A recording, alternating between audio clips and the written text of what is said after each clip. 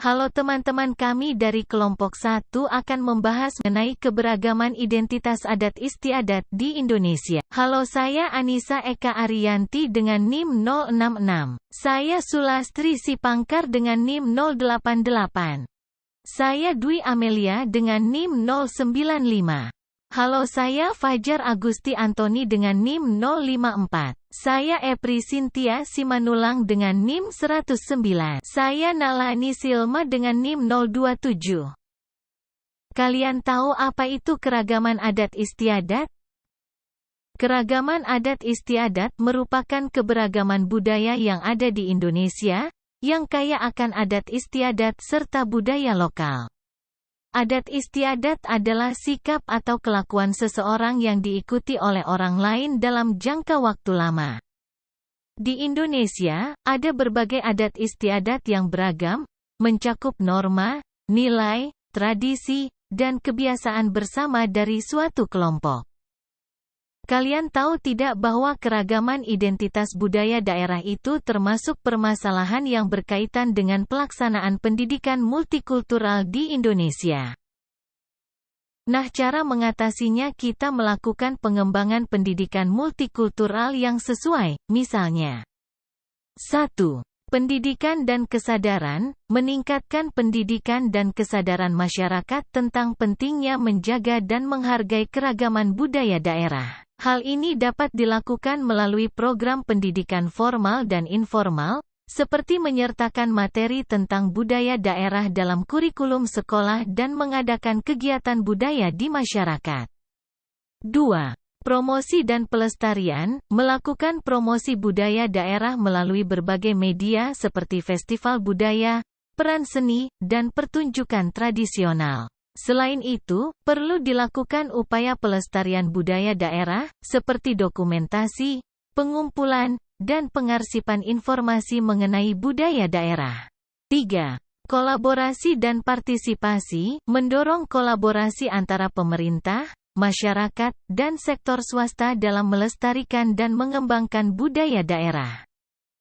Melibatkan masyarakat secara aktif dalam kegiatan budaya, seperti membuat kerajinan tangan tradisional, pertunjukan seni dan kegiatan kesenian lainnya. 4. Penghargaan dan pengakuan, berikan penghargaan dan pengakuan kepada individu atau kelompok yang berperan aktif dalam melestarikan dan mengembangkan budaya daerah. Hal ini dapat mendorong motivasi dan kebanggaan masyarakat dalam menjaga identitas budaya daerah. Menurut kalian, bagaimana pengembangan kurikulum atau implementasi pendidikan multikultural dalam pembelajaran mengenai bakteri?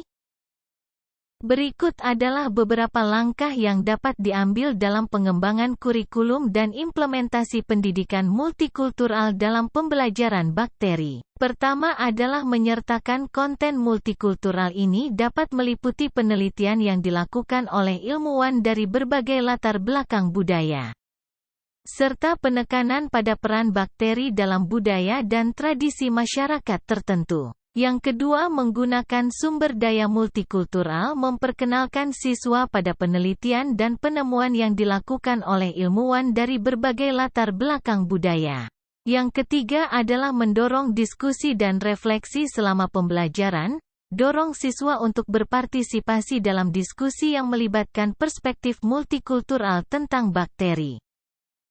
Kira-kira rencana apa yang cocok untuk pembelajaran mengenai pendidikan multikultural? Berikut adalah contoh rencana pembelajaran pendidikan multikultural mengenai bakteri.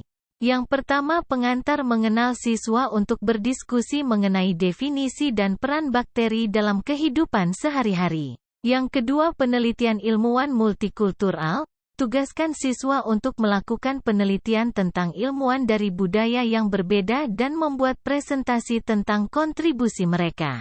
Yang ketiga, perspektif budaya tentang bakteri, dengan menggunakan sumber daya multikultural seperti buku teks, artikel atau video yang menggambarkan perspektif budaya tentang bakteri. Yang keempat, studi kasus budaya, seperti memberikan studi kasus tentang penggunaan bakteri dalam makanan atau praktik kesehatan di berbagai budaya.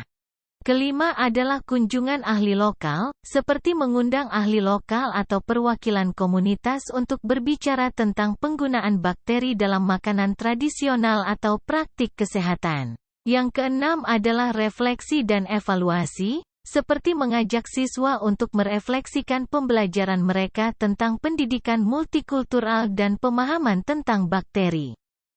Metode dan media apa yang cocok untuk pendidikan multikultural yang sesuai abad ini?